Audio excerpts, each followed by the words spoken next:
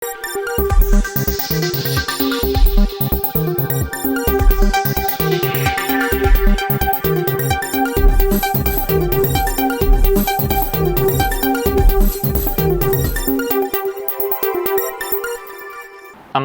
ഇളയോര വിശേഷങ്ങളിലേക്ക് സ്വാഗതം.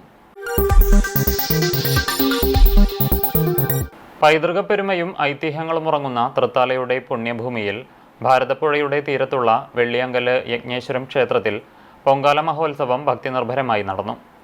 അഗ്നിഹോത്രിയുടെ പാദസ്പർശമേറ്റ യാഗഭൂമിയിൽ പ്രാർത്ഥനാ നിർഭരമായ ചടങ്ങുകളോടെയാണ് നൂറുകണക്കിന് സ്ത്രീകൾ ഇത്തവണ പൊങ്കാലയർപ്പിച്ചത്. ക്ഷേത്രം മാതൃസമിതിയുടെ നേതൃത്വത്തിൽ നടന്ന ചടങ്ങുകൾക്ക് ക്ഷേത്രം പൂജാരി ആനന്ദ് കാർമ്മികത്വം വഹിച്ചു. രാവിലെ 8:30 ക്ഷേത്രമുറ്റത്ത് സജ്ജമാക്കിയ പൊങ്കാല അടുപ്പിലേക്ക് പൂജാരി ആദ്യ അഗ്നി പകർന്നു. 100-ലധികം അടുപ്പുകളിലായി ഭക്തർ പ്രാർത്ഥനാപൂർവ്വം നിവേദ്യം തയ്യാറാക്കി. രാവിലെ 10 മണിയോടെ നിവേദ്യ സമർപ്പണത്തോടെ ചടങ്ങുകൾ സമാപിച്ചു. തുടർന്ന് പ്രഭാത ഭക്ഷണ വിതരണം നടന്നു. തിരുവനന്തപുരത്തെ പ്രസിദ്ധമായ ആറ്റുകാൽ പൊങ്കാലയ്ക്ക് പോകാൻ സാധിക്കാത്ത നിരവധി സ്ത്രീകളാണ് വെള്ളിയാങ്കല്ല് യജ്ഞേശ്വരം ക്ഷേത്രമുറ്റത്തെത്തി പൊങ്കാല സമർപ്പിച്ചത്. ആദ്യമായി പൊങ്കാലയർപ്പിക്കാൻ എത്തിയവരുടെ പങ്കാളിത്തവും ഇത്തവണ ശ്രദ്ധേയമായി. പൊങ്കാല അർപ്പിക്കാൻ എത്തിയ ഭക്തർക്കായി ക്ഷേത്രത്തിൽ വിപുലമായ പ്രഭാത ഭക്ഷണവും മറ്റു സൗകര്യങ്ങളും ഒരുക്കിയിരുന്നു. മാതൃസമിതി സെക്രട്ടറി ഷീല ഗോപിനാഥ്, ഉഷ പ്രസാദ്, ഉണ്ണികൃഷ്ണൻ, മണികണ്ഠൻ, പ്രസാദ് തുടങ്ങിയവർ പൊങ്കാല മഹോത്സവത്തിന് നേതൃത്വം നൽകി. വരും വർഷങ്ങളിൽ പൊങ്കാല മഹോത്സവം കൂടുതൽ വിപുലമായ രീതിയിൽ സംഘടിപ്പിക്കുമെന്ന് ക്ഷേത്ര ഭാരവാഹികൾ അറിയിച്ചു. ഞാൻ ആദ്യമായിട്ടാണ് പൊങ്കാല ഇടുന്നത്. ആറ്റുകാൽ പോകാൻ സാധിച്ചില്ല, അതുകൊണ്ട് ഇവിടെ വന്നിട്ട് പൊങ്കാല ആദ്യമായിട്ട് ഇടാണ്. ഈ ഇത്രയും സ്ട്രോങ് ആയിട്ടുള്ള വെയിലില് ആരോഗ്യ പ്രശ്നങ്ങളൊന്നും ഇല്ലാണ്ട് പൊങ്കാല നല്ല രീതിക്ക് ഇടാൻ സാധിച്ചതിൽ ഞാൻ സന്തോഷവതിയാണ്. ഞാൻ കഴിഞ്ഞ വർഷം എഴുതിയതാണ്, അന്നെനിക്ക് സാധിച്ചില്ല. അപ്പോൾ മുതലേ ഒരു ആഗ്രഹം അല്ലാതെ ഇല്ലായിരുന്നു ഇങ്ങനെ പൊങ്കാല ഇടണം. ഈ വർഷം സാധിക്കില്ല എന്നുള്ളൊരു ടെൻഷൻ വന്നെങ്കിലും എന്തോ ഭഗവതിയുടെ സഹായം കൊണ്ട് സാധിച്ചു. ഭയങ്കര സന്തോഷമുണ്ട്, ഒരുപാട് സന്തോഷമായി പൊങ്കാല ഇടാൻ സാധിച്ചു. പക്ഷെ ഞാൻ ആദ്യമായിട്ടാണ് ചെയ്യണേ. അതിൻ്റെതായിട്ടുള്ള ഒരു അറിയാത്ത കാര്യങ്ങളൊക്കെ ഉണ്ടായിരുന്നു. ഇവരൊക്കെ നല്ലപോലെ പറഞ്ഞു തന്ന് നമുക്ക് എല്ലാ കാര്യങ്ങളും ഓരോരോ കാര്യങ്ങളും വൃത്തിക്ക് പറഞ്ഞു തന്ന് അതിൻ്റെതായ എന്തിനാണ് നമ്മളത് ചെയ്യണേന്നും കൂടെ പറഞ്ഞു തന്നിട്ടാണ് നമുക്ക് കാര്യങ്ങളൊക്കെ അത്രയും വൃത്തിയിൽ ചെയ്യാൻ അവർ ഹെൽപ്പ് ചെയ്തു. അതിന് ഒരുപാട് സന്തോഷം, ചെയ്യാൻ പറ്റിയതിലും ഒരുപാട് സന്തോഷം. ഞങ്ങളുടെ എല്ലാവരുടെയും ഒരു കൂട്ടായ്മയുടെ ഭാഗമാണ് ഈ പൊങ്കാല. അതിൽ ഞങ്ങളൊക്കെ എല്ലാവർക്കും പ്രത്യേകിച്ച് എനിക്ക് വളരെയധികം സന്തോഷമുണ്ട്. അടുത്ത വർഷവും ഇത് വീണ്ടും ഇതിലും പുരോഗതിയിലേക്ക് കൊണ്ടുപോകണമെന്ന് ഞങ്ങൾ വിചാരിക്കുന്നു. സംസ്ഥാനത്തെ വിദ്യാർത്ഥികൾക്ക് ഏറ്റവും മികച്ച പഠന സാഹചര്യങ്ങൾ ഒരുക്കുകയാണ് സർക്കാരിൻ്റെ ലക്ഷ്യമെന്ന് ഉന്നത വിദ്യാഭ്യാസ മന്ത്രി ഡോക്ടർ ആർ ബിന്ദു. തൃത്താല മണ്ഡലത്തിൽ പുതുതായി അനുവദിച്ച ഗവൺമെന്റ് നഴ്സിംഗ് കോളേജിന്റെ ഉദ്ഘാടനം ഓൺലൈനായി നിർവഹിച്ച് സംസാരിക്കുകയായിരുന്നു മന്ത്രി. കേരളത്തിലെ നഴ്സുമാർക്ക് ലോകമെമ്പാടും വലിയ അംഗീകാരമാണുള്ളത്. ഏറ്റവും സേവന സന്നദ്ധതയുള്ള, വളരെ നല്ല നിലയിൽ പരിചരിക്കാനും നല്ല വാക്ക് പറയാനും ഒക്കെ തയ്യാറുള്ള നഴ്സുമാരാണ് കേരളത്തിൽ നിന്നുള്ളത് എന്ന് പൊതുവിൽ പുറം രാജ്യങ്ങളിലും മറ്റ് സംസ്ഥാനങ്ങളിലും നമുക്ക് അംഗീകാരം ലഭിച്ചിട്ടുണ്ട്. ആ സ്വീകാര്യത മുൻനിർത്തി നഴ്സിംഗ് കോഴ്സിലേക്ക് കടന്നു വരുന്ന വിദ്യാർത്ഥികളുടെ എണ്ണത്തിലും വലിയ വർധനവുണ്ട്. ഉയർന്ന മാർക്ക് ലഭിക്കുന്ന വിദ്യാർത്ഥികൾക്ക് മാത്രമേ നഴ്സിംഗ് കോളേജുകളിൽ അഡ്മിഷൻ ലഭിക്കുന്നുള്ളൂ. 95% മുകളിൽ മാർക്കുകളുള്ള മിടുക്കികളും മിടുക്കന്മാരുമായ കുട്ടികൾക്കാണ് നഴ്സിംഗിന് അഡ്മിഷൻ ലഭിക്കുന്നത്. അത്രയേറെ നിലവാരം പുലർത്തുന്ന രീതിയിലാണ് കേരളത്തിൽ നഴ്സിംഗ് കോഴ്സുകൾ നാം മുന്നോട്ട് കൊണ്ടുപോകുന്നത്. ലോകമെമ്പാടും മലയാളി നഴ്സുമാർക്ക് വലിയ അംഗീകാരവും തൊഴിൽ സാധ്യതയുമുണ്ടെന്ന് മന്ത്രി ചൂണ്ടിക്കാട്ടി. ഇത് മുൻകൂട്ടി കണ്ടാണ് കഴിഞ്ഞ ബജറ്റിൽ പുതിയ നഴ്സിംഗ് കോളേജുകൾ ആരംഭിക്കാൻ സർക്കാർ തീരുമാനമെടുത്തത്. ആരോഗ്യവകുപ്പിന്റെ കൃത്യമായ പരിശോധനകൾക്കും ക്രമീകരണങ്ങൾക്കും ശേഷമാണ് തൃത്താലയിൽ കോളേജ് പ്രവർത്തനം സജ്ജമാക്കിയിരിക്കുന്നത്.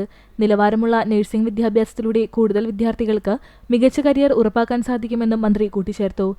എല്ലാവിധ ആധുനിക സൗകര്യങ്ങളോടും കൂടിയാണ് കോളേജ് സജ്ജീകരിച്ചിരിക്കുന്നതെന്ന് ചടങ്ങിൽ അധ്യക്ഷത വഹിച്ച തദ്ദേശ സ്വയംഭരണ വകുപ്പ് മന്ത്രി എം.പി. രാജേഷ് പറഞ്ഞു. അടുത്ത അധ്യയന വർഷം മുതൽ തന്നെ കോളേജിൽ പ്രവേശനം ആരംഭിക്കുമെന്നും ക്ലാസുകൾ തുടങ്ങുമെന്നും മന്ത്രി അറിയിച്ചു. തൃത്താല ഗവൺമെന്റ് കോളേജിന് മികച്ച രീതിയിലുള്ള കെട്ടിടങ്ങൾ നിർമ്മിക്കാൻ സാധിച്ചത് വലിയ നേട്ടമാണെന്നും അദ്ദേഹം പറഞ്ഞു. Block panchayat president PR. Kunjunni, Nagalassery ഗ്രാമപഞ്ചായത്ത് president doctor TV. Nisha, K P. Vipilesh, Nisha Vijayakumar, CPAS director professor P. Harikrishnan, joint director TP. Jayachandran, executive അംഗങ്ങളായ doctor Abdul Wahab, professor Joji Alex, principal doctor S. Biju, വിവിധ രാഷ്ട്രീയ പാർട്ടി പ്രതിനിധികൾ, അധ്യാപകർ, മറ്റുദ്യോഗസ്ഥർ എന്നിവർ സംസാരിച്ചു. പട്ടാമ്പി നിയമസഭാ മണ്ഡലത്തിൽ തിരഞ്ഞെടുപ്പ് പ്രചരണ പ്രവർത്തനങ്ങൾക്ക് തുടക്കമിട്ട് BJP. കൊപ്പത്ത് മണ്ഡലം തല തിരഞ്ഞെടുപ്പ് കമ്മിറ്റി ഓഫീസ് പ്രവർത്തനം ആരംഭിച്ചു. പട്ടാമ്പി നിയമസഭാ മണ്ഡലത്തിലെ തെരഞ്ഞെടുപ്പ് പ്രചരണ പ്രവർത്തനവുമായി ബന്ധപ്പെട്ടാണ് BJP കൊപ്പം മണ്ഡലം തെരഞ്ഞെടുപ്പ് കമ്മിറ്റി ഓഫീസ് പ്രവർത്തനം ആരംഭിച്ചിരിക്കുന്നത്.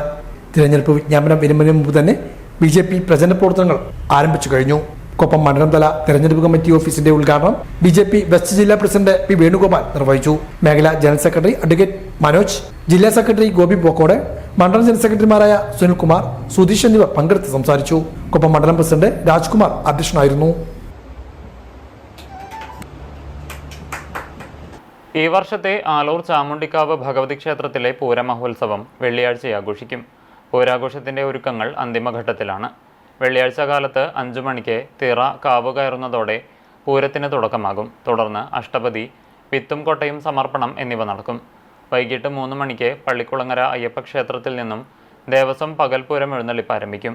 3 ഗജവീരന്മാർ എഴുന്നള്ളിപ്പിൽ അണിനിരക്കും. പഞ്ചവാദ്യ വിദഗ്ധരായ വൈക്കം ചന്ദ്രന്മാരാർ, കൈലിയാട് മണികണ്ഠൻ, കോങ്ങാട് രാധാകൃഷ്ണൻ എന്നിവരുടെ പഞ്ചവാദ്യം, ആലിക്കര മണികണ്ഠന്റെ നേതൃത്വത്തിലുള്ള മേളം എന്നിവ പൂരപ്രേമികൾക്ക് ആവേശം പകരും. തിറ, പൂതൻ, കരിങ്കാളി തുടങ്ങിയ അനുഷ്ഠാന കലകൾ വൈകിട്ട് 6-ന് പൂരപ്പറമ്പിലെത്തും. വർണ്ണാഭമായ വേഷക്കാഴ്ചകൾ, നാടൻ കലാവരവുകൾ, ദീപാലങ്കാരം, നാദസ്വര കച്ചേരി, ഡബിൾ തായമ്പക, ആയിരത്തിര എന്നിവ പൂരാഘോഷത്തെ വർണ്ണാഭമാക്കും. പൂരമഹോത്സവത്തിന്റെ ഭാഗമായി ക്ഷേത്രപ്രവേശന കവാടത്തിൽ ബഹുവർണ്ണ പന്തലും നിർമ്മിച്ചിട്ടുണ്ട്. ഈ നാട്ടിലെ ഒരു മതസൗഹാർദ്ദത്തിന്റെ വിവിധ വീടുകളിൽ ജാതിപത ഭേദമന്യേ എല്ലാ വീടുകളിലും ജനങ്ങളെത്തും. മുസ്ലിം വീടായാലും ഏത് വീടായാലും ഹിന്ദുക്കളുടെ ഓരോരുത്തരുടെയും വീട്ടിലും വിവിധ വിരുന്നുകാരെത്തി തലേ ദിവസം തന്നെ വന്ന് ഇവിടെ താമസിച്ച് ഈ ഉത്സവത്തിൽ പങ്കെടുക്കും. അങ്ങനെ പ്രത്യേകതയുണ്ട്. ഈ നാടിന്റെ ഒരു മതസൗഹാർദ്ദത്തിന്റെ മതനിരപേക്ഷയുടെ ഒരു പ്രതീകം കൂടിയാണ് ഈ ചാമുണ്ണി. ഈ ചാമുണ്ണിക്കാവ് അമ്പലത്തിൽ മുസ്ലിങ്ങൾക്കൊക്കെ വലിയ വിശ്വാസമാണ്.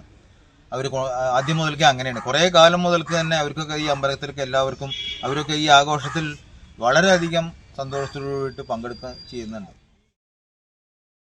പാർപ്പിട മേഖലയ്ക്ക് മുൻഗണന നൽകി പട്ടാമ്പി ബ്ലോക്ക് പഞ്ചായത്തിന്റെ വാർഷിക budget vice president Fousiya സൈദലവിയാണ് budget അവതരിപ്പിച്ചത്. പാർപ്പിട മേഖലയ്ക്ക് മുൻഗണന നൽകിക്കൊണ്ടുള്ള വാർഷിക ബജറ്റാണ് പട്ടാമ്പി ബ്ലോക്ക് പഞ്ചായത്തിൽ വൈസ് പ്രസിഡന്റ് ഫൗസിയ സൈദലവി അവതരിപ്പിച്ചത്. ഭവന നിർമ്മാണ പദ്ധതികൾക്കായി 6 കോടി രൂപയാണ് ബ്ലോക്ക് ബജറ്റിൽ വകയിരുത്തിയിട്ടുള്ളത്. ആരോഗ്യ മേഖലയ്ക്കും മുന്തിയ പരിഗണനയാണ് ബ്ലോക്ക് പഞ്ചായത്ത് നൽകുന്നത്. ആശുപത്രിയിലെ മരുന്ന് വിതരണത്തിന് 40 ലക്ഷം രൂപയും പശ്ചാത്തല വികസനത്തിന് 50 ലക്ഷം രൂപയും ഫർണിച്ചർ വാങ്ങൽ, കമ്പ്യൂട്ടർ ഉൾപ്പെടെയുള്ള പദ്ധതികൾക്കായി 47 ലക്ഷം രൂപയും ബജറ്റിൽ വകയിരുത്തിയിട്ടുണ്ട്. എക്സ്റേ യൂണിറ്റുകളുടെ പ്രവർത്തനം സജ്ജമാക്കുവാനും കോമ്പൗണ്ടിൽ പാലിയേറ്റീവ് പ്രവർത്തനങ്ങൾ ഏകോപിക്കുവാനും 48 ലക്ഷം രൂപയും ബജറ്റിൽ തുക വകയിരുത്തി. കഴിഞ്ഞ ഭരണസമിതിയുടെ കാലത്തെ വിഭാവനം ചെയ്ത ബജറ്റും അതിന്റെ അടിസ്ഥാനത്തിൽ രൂപീകരിക്കപ്പെട്ട വാർഷിക പദ്ധതിയും ഏറ്റെടുത്ത് വിജയകരമായി നടപ്പിലാക്കുന്നതിന് നിലവിലെ ഭരണസമിതിക്ക് കഴിഞ്ഞിട്ടുണ്ട് എന്ന ഏറെ അഭിമാനത്തോടെ സ്മരിക്കുന്നു. വിവിധ ജനകീയ കേന്ദ്രങ്ങളിൽ നിന്നും ഉയർന്നു വന്ന നിർദ്ദേശങ്ങളും ഭരണസമിതിയുടെ കാഴ്ചപ്പാടുകളും സമന്വയിപ്പിച്ചുകൊണ്ടും പാർശ്വവൽക്കരിക്കപ്പെട്ടവരുടെ പ്രശ്നങ്ങൾക്ക് പരിഹാരം കാണുന്നതിനും വികസന സാധ്യതകൾ പരമാവധി പ്രയോജനപ്പെടുത്തുന്നതിനും ഉതകുന്ന പദ്ധതികൾ ഉൾപ്പെടുത്തിയാണ് ഈ ബജറ്റ് തയ്യാറാക്കിയിട്ടുള്ളത്. സമസ്ത മേഖലയെയും വികസനക്ഷേമ പ്രവർത്തനങ്ങൾക്കും പ്രത്യേക പരിഗണന അർഹിക്കുന്ന സ്ത്രീകൾ, കുട്ടികൾ, വയോജനങ്ങൾ, ഭിന്നശേഷിക്കാർ, യുവജനങ്ങൾ, പട്ടികജാതി പട്ടികവർഗ വിഭാഗത്തിൽപ്പെട്ടവർ എന്നിവരുടെ ക്ഷേമത്തിനുള്ള പദ്ധതികളും സാമൂഹ്യ സുരക്ഷയും അടിസ്ഥാന സൗകര്യവും വികസനവും ഉൽപാദനക്ഷമതയും ഉറപ്പുവരുത്തുന്നതിനുള്ള പദ്ധതികളും ബജറ്റിൽ വിഭാവനം ചെയ്തിട്ടുണ്ട്. പട്ടികജാതി വിഭാഗം കുടുംബങ്ങൾക്ക് വീട് നിർമ്മിക്കുവാൻ 56 ലക്ഷം രൂപയും പശ്ചാത്തല സൗകര്യമൊരുക്കുവാൻ മാത്രമായി 1.15 കോടി രൂപയും വകയിരുത്തി. മരുന്ന് വിതരണത്തിന് 40 ലക്ഷം രൂപ വകയിരുത്തുന്നു. ആശുപത്രിയിലെ അടിസ്ഥാന പശ്ചാത്തല വികസനത്തിന് 50 ലക്ഷം രൂപ, ഫർണിച്ചർ വാങ്ങുന്നതിന്, കമ്പ്യൂട്ടർവൽക്കരണം എന്നിവയ്ക്കായി 47 ലക്ഷം രൂപ വകയിരുത്തുന്നു. ആശുപത്രിയിലെ ആരംഭിക്കുന്ന എക്സ്റേ യൂണിറ്റ് ഉടൻ പ്രവർത്തന സജ്ജമാക്കും. ആശുപത്രിയിൽ കോമ്പൗണ്ടിൽ പാലിയേറ്റീവ് പ്രവർത്തനങ്ങൾ ഏകോപിക്കാൻ 48 ലക്ഷം രൂപ ബജറ്റിൽ വകയിരുത്തുന്നു. പട്ടികജാതി വികസനം. പട്ടികജാതി വിഭാഗത്തിന്റെ ജീവിത സാഹചര്യം അഭിവൃദ്ധിപ്പെടുത്താൻ ഉതകുന്ന പദ്ധതികളാണ് നടപ്പാക്കിക്കൊണ്ടിരിക്കുന്നത്. പട്ടികജാതി വിഭാഗം കുട്ടികളുടെയും ഭിന്നശേഷിക്കാരുടെയും ഉന്നമനത്തിനായി 20 ലക്ഷം രൂപയാണ് വകയിരുത്തിയിരിക്കുന്നത്. പാലിയേറ്റീവ് പ്രവർത്തനങ്ങൾക്ക് 50 ലക്ഷം രൂപയും കാർഷിക മേഖലയ്ക്ക് 40 ലക്ഷം രൂപയും കാർഷിക ഭൂമിയുടെയും വിളകളുടെയും സംരക്ഷണത്തിന് 20 ലക്ഷം രൂപയും വകയിരുത്തി. 36,27,40,832 രൂപ വരവും 35,60,68,500 രൂപ ചെലവും 66,72,332 രൂപ മിച്ചവും പ്രതീക്ഷിക്കുന്ന ബജറ്റാണ് ബ്ലോക്ക് പഞ്ചായത്ത് വൈസ് പ്രസിഡന്റ് അവതരിപ്പിച്ചത്. യോഗത്തിൽ block panchayat president AP Ramadas അധ്യക്ഷനായിരുന്നു. മറ്റു ജനപ്രതിനിധികൾ, മറ്റു സ്റ്റാൻഡിംഗ് കമ്മിറ്റി ചെയർമാൻമാർ, ബ്ലോക്ക് പഞ്ചായത്ത് അംഗങ്ങൾ, ഗ്രാമപഞ്ചായത്ത് പ്രസിഡന്റുമാർ, പദ്ധതി നിർവഹണ ഉദ്യോഗസ്ഥർ തുടങ്ങിയവരും പങ്കെടുത്ത് സംസാരിച്ചു. പട്ടാമ്പി പെരുമുടിയൂർ റെയിൽവേ അടിപ്പാതയുടെ നിർമ്മാണ പ്രവൃത്തികൾ അവസാന ഘട്ടത്തിൽ. കോൺക്രീറ്റ് അടിപ്പാത സ്ഥാപിക്കുന്ന പ്രവൃത്തികൾ പൂർത്തിയായി. ഈ ആഴ്ചയോടെ തന്നെ മുഴുവൻ പ്രവൃത്തികളും പൂർത്തിയാക്കാനാണ് ലക്ഷ്യം.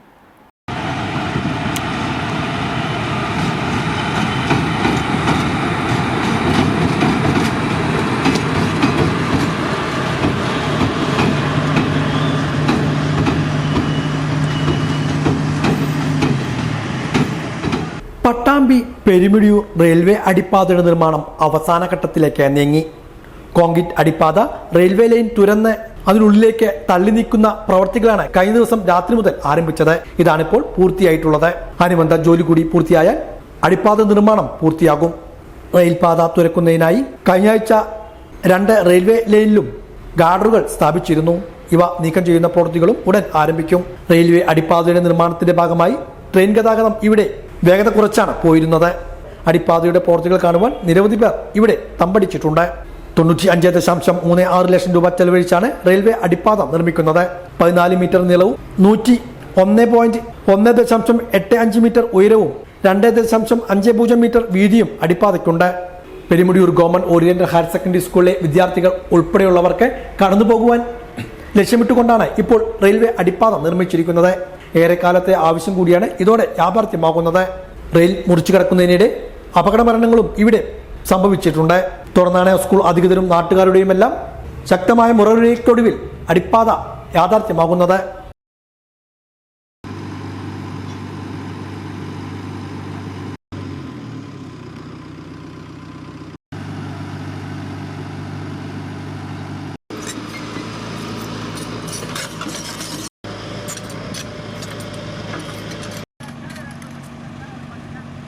വിളയൂർ പ്രാഥമികാരോഗ്യ കേന്ദ്രത്തിൽ മെഡിക്കൽ ലാബ് പ്രവർത്തനം തുടങ്ങി. VK ശ്രീകണ്ഠൻ MP ലാബിന്റെ ഉദ്ഘാടനം നിർവഹിച്ചു. വിളയൂർ സബ് സെന്ററിന്റെ പുതിയ കെട്ടിട നിർമ്മാണത്തിനും തുടക്കമിട്ടു. വിളയൂർ ഗ്രാമപഞ്ചായത്തിലെ പ്രാഥമികാരോഗ്യ കേന്ദ്രത്തിൽ സജ്ജമാക്കിയ മെഡിക്കൽ ലാബാണ് തുറന്നു കൊടുത്തത്. ഇതോടൊപ്പം വിളയൂരിൽ പ്രവർത്തിച്ചുകൊണ്ടിരിക്കുന്ന ആരോഗ്യ ഉപകേന്ദ്രത്തിന്റെ പുതിയ കെട്ടിടത്തിനായുള്ള നിർമ്മാണ പ്രവൃത്തികൾക്കും തുടക്കം കുറിച്ചു. VK ശ്രീകണ്ഠൻ MP ചടങ്ങുകളുടെ ഉദ്ഘാടനം നിർവഹിച്ചു. മേഖലയിലെ പുതിയ മാറ്റങ്ങൾ, വൈദ്യശാസ്ത്ര രംഗത്തിലുണ്ടായിരുന്ന പുരോഗതി, അതും കുറഞ്ഞ ചെലവിൽ സാധാരണക്കാർക്ക് സൗജന്യ നിരക്ക് പാവപ്പെട്ടവർക്കും കിട്ടാൻ സർക്കാർ പ്രതിജ്ഞാബദ്ധമായി പ്രവർത്തിക്കുന്നു. ആരോഗ്യരംഗമായതുകൊണ്ട് വളരെ സെൻസിറ്റീവാണ്. ഇപ്പം നമ്മുടെ പ്രൈമറി സബ് സെന്ററുകൾ തൊട്ട്, പ്രൈമറി ഹെൽത്ത് സെന്റർ തൊട്ട്, ഫാമിലി ഹെൽത്ത് സെന്റർ തൊട്ട്, കമ്മ്യൂണിറ്റി ഹെൽത്ത് സെന്റർ തൊട്ട്, താലൂക്ക് ആശുപത്രി, ജില്ലാ ആശുപത്രി, മെഡിക്കൽ കോളേജുകൾ, വിപുലമായ ശൃംഖലയാണ് ഇന്ത്യയിൽ തന്നെ വളരെ മാതൃകമായി പ്രവർത്തിക്കുന്ന കേരളത്തിലുള്ളത്. നമുക്കറിയാം, ആകെ 5 മെഡിക്കൽ കോളേജുകൾ, കുറേ വർഷങ്ങളായിട്ട് 5 മെഡിക്കൽ കോളേജാണ് കേരളത്തിലുണ്ട്. കഴിഞ്ഞ ഗവൺമെന്റ് എല്ലാ ജില്ലയിലും ഒരു മെഡിക്കൽ കോളേജ് വേണമെന്ന് വിഭാവനം ചെയ്ത് പ്രവർത്തിച്ചു. 5 എന്നുള്ളത് 10 വർദ്ധിച്ചു. ഇപ്പോഴും 4 എണ്ണം അത് തുടങ്ങാൻ കഴിഞ്ഞിട്ടില്ല. 14ൽ 10 ജില്ലയിലും മെഡിക്കൽ കോളേജുള്ള ഒരു അപൂർവം സ്റ്റേറ്റുകളിൽ ഒന്നാണ് കേരളം. മറ്റു പല സ്റ്റേറ്റിലും സൂപ്പർ സ്പെഷ്യാലിറ്റി ആശുപത്രികളും പ്രൈവറ്റ് ഹോസ്പിറ്റലും നമ്മളെക്കാൾ മികച്ച രീതിയിലുണ്ട്, ഇല്ലെന്നല്ല. അത്യാധുനിക ചികിത്സ, അത് ഏറ്റവും നല്ല ലോക നിലവാരത്തിൽ കിട്ടുന്ന ആശുപത്രികൾ കേരളത്തിലുണ്ട്. നമ്മുടെ സർക്കാർ സംവിധാനം ഏറ്റവും പ്രധാനം കൊടുക്കുന്നത് എന്താ? ആരോഗ്യ മേഖലയ്ക്ക്. രണ്ടാമത് വിദ്യാഭ്യാസ മേഖല. ഈ രണ്ടും നമ്മുടെ നിത്യജീവിതവുമായി ഏറ്റവും ബന്ധപ്പെട്ടത്. പഞ്ചായത്തിൽ പാലിയേറ്റീവ് പ്രവർത്തനങ്ങൾക്കുള്ള കെട്ടിടത്തിന് തുക വകയിരുത്തുമെന്ന് VK ശ്രീകണ്ഠൻ MP യോഗത്തിൽ അറിയിച്ചു. അപ്പോൾ എന്തായാലും അടുത്ത സാമ്പത്തിക വർഷത്തിൽ നമ്മുടെ ഈ വിളയൂര് പ്രാഥമിക ആരോഗ്യ കേന്ദ്രത്തിൽ ഒരു പെയിൻ ആൻഡ് പാലിയേറ്റീവ് കെട്ടിടം MP ഫണ്ടിൽ ചെലവഴിച്ച് നിർമ്മിക്കുമെന്ന് അറിയിക്കുക. നമുക്ക് എത്ര ചെലവഴിച്ചാലും നിർമ്മിച്ചാലും തീരില്ല. ആരോഗ്യരംഗം അത്രയേറെ വിപുലമാണ്. ചടങ്ങിൽ ഗ്രാമപഞ്ചായത്ത് പ്രസിഡന്റ് നീലടി സുധാകരൻ അധ്യക്ഷനായിരുന്നു. Block panchayat president AP Ramadas മുഖ്യാതിഥിയായി. ഗ്രാമപഞ്ചായത്ത് വൈസ് പ്രസിഡന്റ് മുർബഷീറ സാബിർ, ജില്ലാ പഞ്ചായത്ത് അംഗം ഇസ്മായിൽ വിളയൂർ, ബ്ലോക്ക് പഞ്ചായത്ത് അംഗം ഫരീദ, പഞ്ചായത്ത് സ്ഥിരസമിതി അധ്യക്ഷൻ ഹുസൈൻ കണ്ടേങ്കാവ്, MT അമീർ, Chaitanya Sudheer, VM Mustafa, MK baby Girija, doctor Roshan അബ്ബൂബക്കർ, secretary BS Sreelekha, മറ്റു ജനപ്രതിനിധികൾ, വിവിധ രാഷ്ട്രീയ പാർട്ടി പ്രതിനിധികൾ എന്നിവരും പങ്കെടുത്ത് സംസാരിച്ചു. ഇതോടെ നിളയോര വിശേഷങ്ങൾ സമാപിക്കുന്നു. നമസ്കാരം.